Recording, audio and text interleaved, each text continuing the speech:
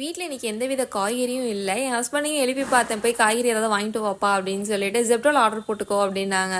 ஜெப்டோவில் போட்டாலும் எப்படியும் ஒரு 20 மினிட்ஸ் 30 மினிட்ஸ் டிலே ஆகும். ஏன்னா மழை பெஞ்சிட்ருக்குல, அவங்களும் பாவம் வரணும்ல. அதனால் சரி இருக்கிறத வச்சு ஏதாவது சமைக்கலாம் அப்படின்னு நேற்று நைட்டு மாவு பாக்கெட் வர போய் வாங்கிட்டு வந்திருந்தேன். ஸோ அது இருந்துச்சு. அப்புறம் ரைஸ் வேறு காய்கறி பார்க்கறதுக்கு முன்னாடியே ஊற போட்டேன்னா அதையும் வேஸ்ட் பண்ண மனசில் ஃப்ரிட்ஜில் ஒரு தயிர் பாக்கெட் நாளைக்கு எக்ஸ்பிரி ஆக போகிறது இருந்துச்சு.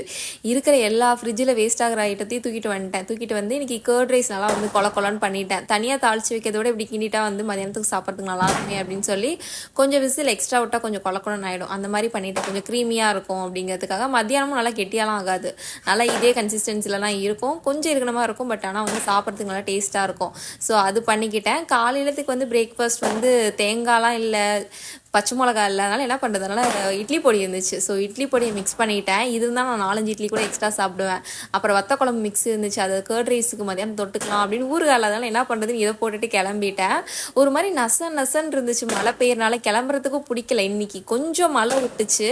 ஸோ அந்த கேப்பில் கிளம்பிடலாமே அப்படின்னு வேகமாக கிளம்பிட்டு இருந்தேன். மழையில் நல்லா பேஞ்சிட்டா கூட பரவாயில்ல. எனக்கு அந்த மழையில் போகிறப்போ அந்த சேத்து தண்ணி யாராவது, நான் ஒதுங்கி தான் போவேன். எப்படி ஒதுங்கி போனாலும் யாராவது என் மேலே சேத்து தண்ணி அடிச்சிடுவாங்க.